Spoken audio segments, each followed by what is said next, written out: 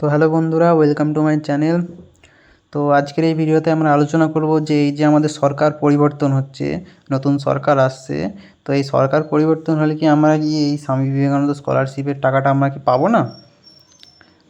তোমাদের বেশ কিছু প্রশ্ন এসেছে আমার কাছে যে এই সরকার পরিবর্তন হলো এতে কি আমরা স্কলারশিপের টাকাটা পাবো না, বা ভবিষ্যতে এই স্কলারশিপের টাকাটা থাকবে না, স্কলারশিপটা থাকবে না। তোমাদের এই প্রশ্নগুলো উঠে এসেছে আমার কাছে, তো সেগুলোরই আজকে উত্তর দেবো।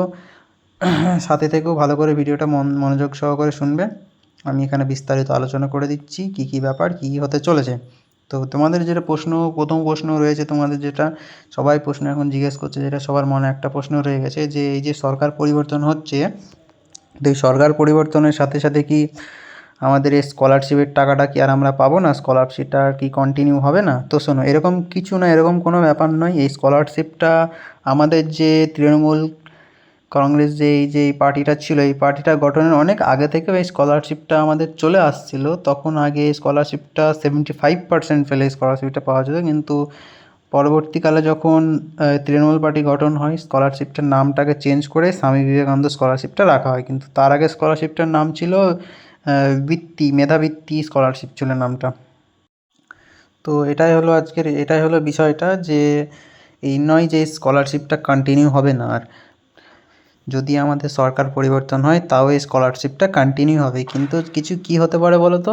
এখানে হলে আমাদের কি হতে পারে, যে স্কলারশিপটার নামটা যেটা ছিল ওর নামটা পরিবর্তন করে দেওয়া যেতে পারে।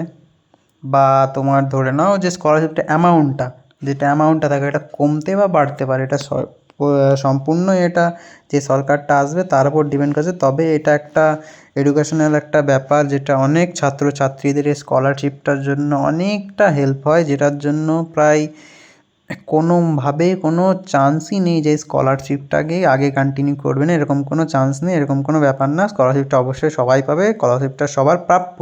এবং দ্বিতীয় প্রশ্ন তোমার যেটা উঠে আসছে, যে যারা 2025 সালে স্কলারশিপটা অ্যাপ্লাই করেছিলে, যাদের অ্যাপ্রুভ হয়ে গেছে, যাদের লাস্ট মোমেন্টে এসে যারা এখনও পেন্ডিংয়ে আছে, এখনও আর টাকাটা তাদের অ্যাকাউন্টে ঢুকছে না, এটা দেখো, এটা হওয়ার কারণটা কি দেখো বলো তো?